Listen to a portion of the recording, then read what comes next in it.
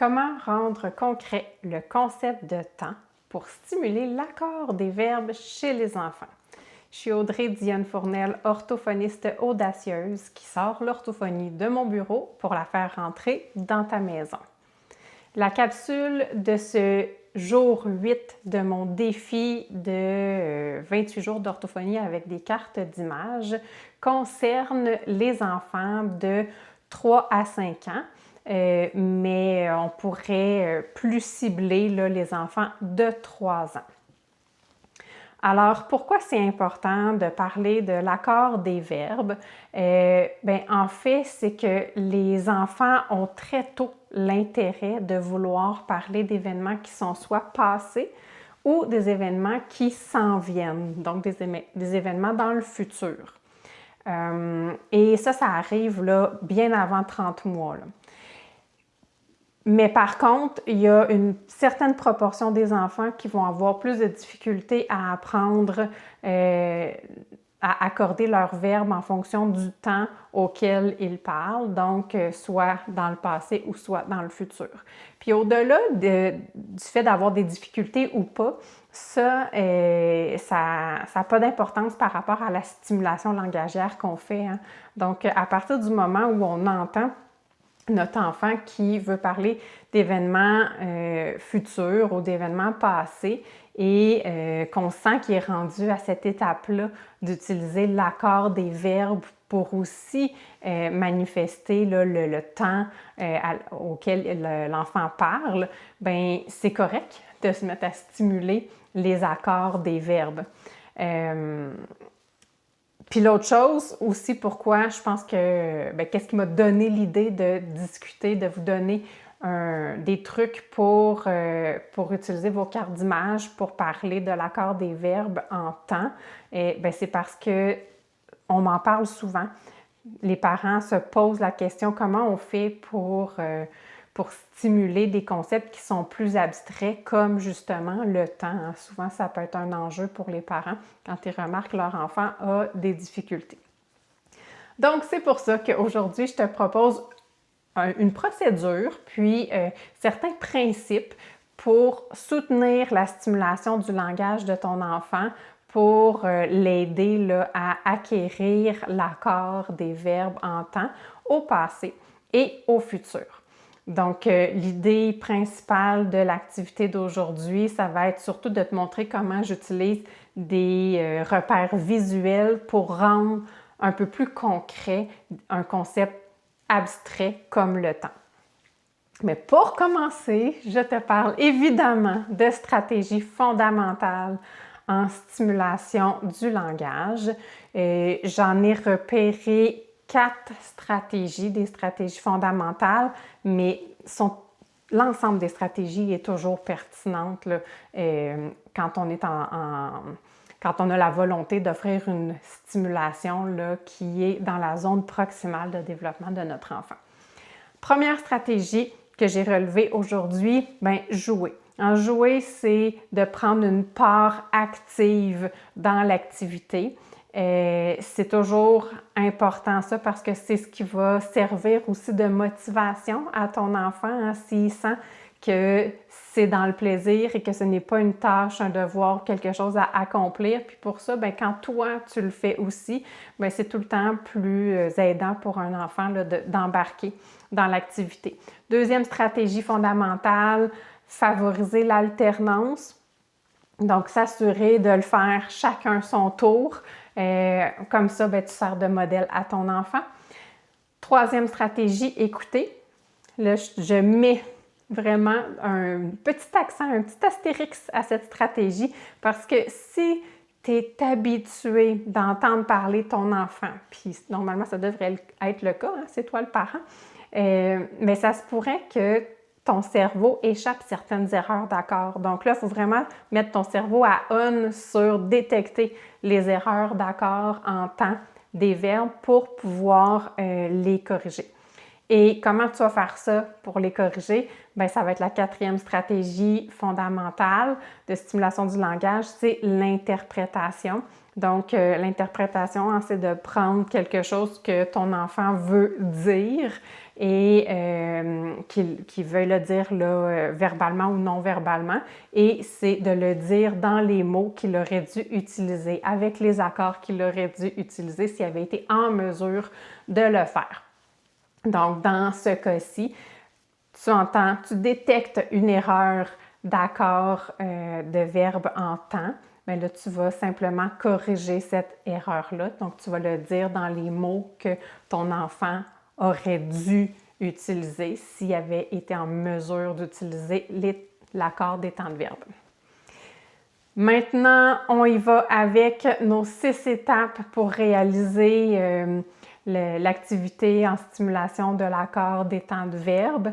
Bien, la première étape, ça va être de t'assurer de vérifier que ton enfant a les prérequis pour faire les accords en temps. Et le prérequis que tu dois vraiment observer, c'est est-ce qu'il a une intention, un intérêt, une envie de parler d'événements qui sont passés et futurs. Donc, des fois, il y a des enfants qui vont davantage parler l'un que de l'autre. Fait que là, il va falloir regarder ça. Est-ce qu'on est face à un enfant qui peut parler des deux, là, qui a envie de parler des deux, même si des fois, ça peut être seulement qu'avec un mot. Là, hein? Si, par exemple, prochainement, il sait qu'il va aller pour la première fois chez le coiffeur pour se faire couper les cheveux, puis et qui fait juste dire, mettons, couper cheveux ou juste cheveux, bien, c'est un enfant qui est en train de vouloir parler du futur. Bon, c'est sûr que là, on a besoin pour travailler l'accord des verbes, on a besoin d'être face à un enfant qui s'exprime principalement par des phrases, par contre. Donc, on dirait qu'on a 2 prérequis, avoir l'intérêt de parler du futur et du passé et de s'exprimer principalement par des phrases. Deuxième étape, bien, ça va être d'aller choisir des thèmes qui intéressent ton enfant. Donc là, il faut vraiment que tu te mettes dans la peau de ton enfant et que tu réfléchisses à qu'est-ce qui pourrait piquer sa curiosité ou de quoi il parle de ce temps-ci, qu'est-ce qui le fascine un peu. Je te fais peut-être une mise en garde. Tu sais, quand on a souvent, là, les parents ont souvent l'habitude d'interroger leur enfant sur leur journée à la garderie. Ou bien dans des familles reconstituées, de poser la question « Qu'est-ce que tu as fait chez papa en fin de semaine? » ou qu'est-ce que... Là, ça, c'est plus difficile pour un enfant. Il y a des enfants là, pour qui c'est super facile de parler de tout ça, puis à ce moment-là, il n'y a pas de souci. Mais il y a certains enfants là, qui n'ont pas d'idée de quoi parler, puis c'est pas vraiment leur intérêt. Donc ce ne serait pas de miser sur des choses, même si toi, tu le sais, mettons, là, qui a fait quelque chose d'extraordinaire chez son père, là, qui sort vraiment de la routine, bien, c'est probablement pas la bonne manière d'amorcer la discussion là, que de demander bien, qu'est-ce que tu as fait chez papa. Donc, juste mise en garde, là, vraiment t'assurer de voir, OK, mais c'est quoi le thème? Qu'est-ce qui intéresse mon enfant? Puis souvent, c'est simplement en l'écoutant qu'on arrive à déterminer, là, hey, ça, il aime ça, me parler de ça. Ça, il aime ça, il sait que ça s'en vient, puis il m'en parle souvent.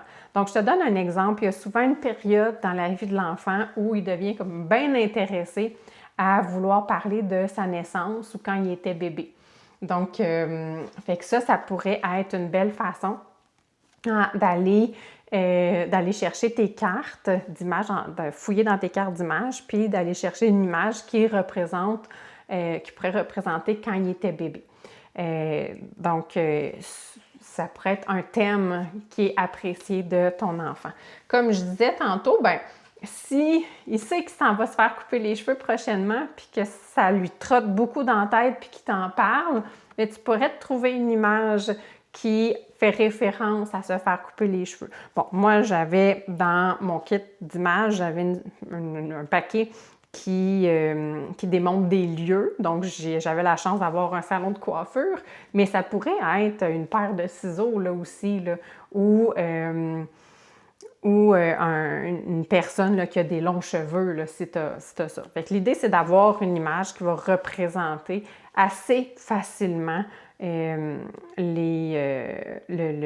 l'idée ou le thème dont on veut parler. La même chose hein, pour le futur, si l'anniversaire de ton enfant arrive bientôt puis qu'il a déjà commencé à parler de sa fête, bien, une image qui va représenter ça. Ou ce qui fonctionne aussi pour le passé, c'est des événements qui ont vraiment sorti qui sont sortis de l'ordinaire et qui ont vraiment piqué soit la curiosité ou des fois c'est associé à une certaine frousse. Et là, ben, j'ai pensé, moi j'avais un hôpital, donc s'il est arrivé soit une hospitalisation ou une petite opération ou en tout cas quelque chose là, à l'hôpital, bien, ça peut être et que ton enfant en parle régulièrement. Hein, l'idée, c'est pas de dire « Hey, moi, j'ai envie de parler de ça avec mon enfant ». C'est si lui t'en parle déjà, bien, ça peut être une façon là, d'aller chercher dans ses thèmes privilégiés. Autre étape, on serait rendu, je pense, à l'étape 3, ce serait ensuite d'aller chercher des repères visuels qui va aider ton enfant à s'orienter dans le temps.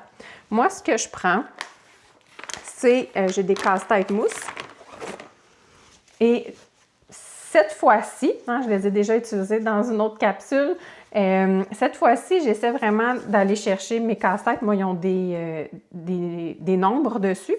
Et j'essaie d'aller chercher mes nombres, là, 1, 2, 3, et que je vais vraiment installer. Je ne vais pas nécessairement là, les attacher. Là, je les attache parce que ça va être plus facile, je pense, à manier pour la capsule.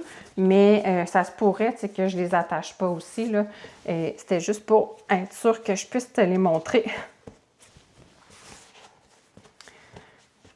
Donc, moi, je les placerais là, vraiment 1, 2, 3 et je les placerais en avant, comme ça, de l'enfant. Là, pour les besoins de la cause, je vais les installer comme ça sur mes jambes. Là. Mais c'est ça, je les placerais là, pour que l'enfant soit devant les 3 casse-têtes. Puis c'est pour ça que, là, tu sais, si je les place devant l'enfant, bien, je ne suis pas sûre que je les attacherais nécessairement pour vraiment sentir qu'il y a de l'espace là, entre les morceaux, mais qu'on est capable de marcher dessus.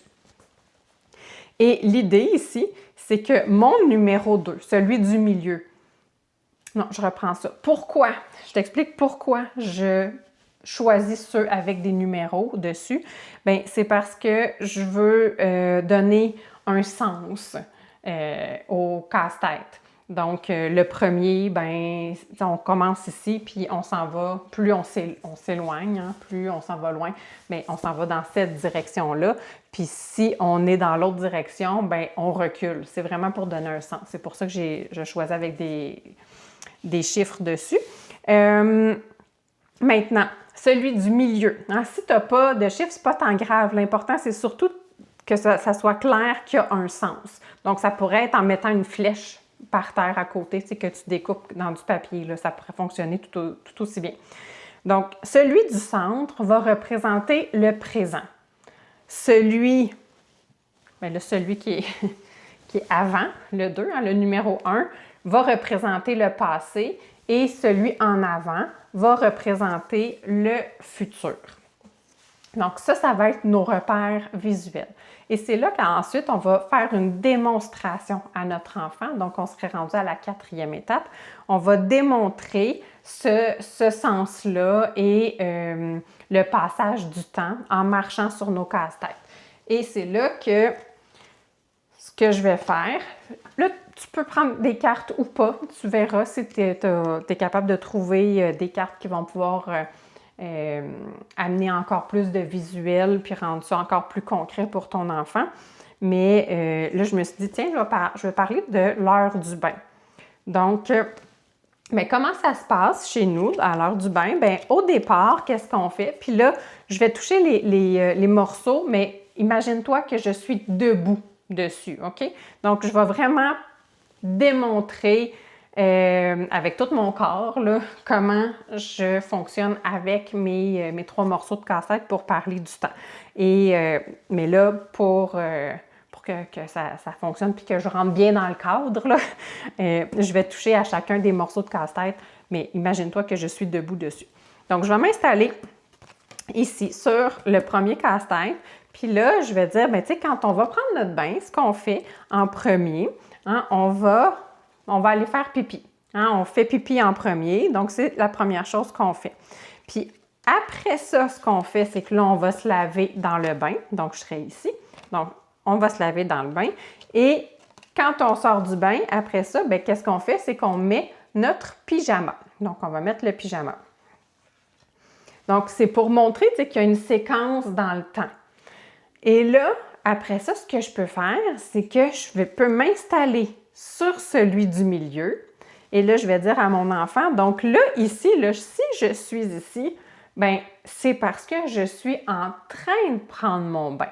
Donc, présentement, je prends mon bain. Puis là, je pourrais mimer que je suis en train de me laver, je me savonne, je me frotte partout. Donc là, je prends mon bain, je me lave.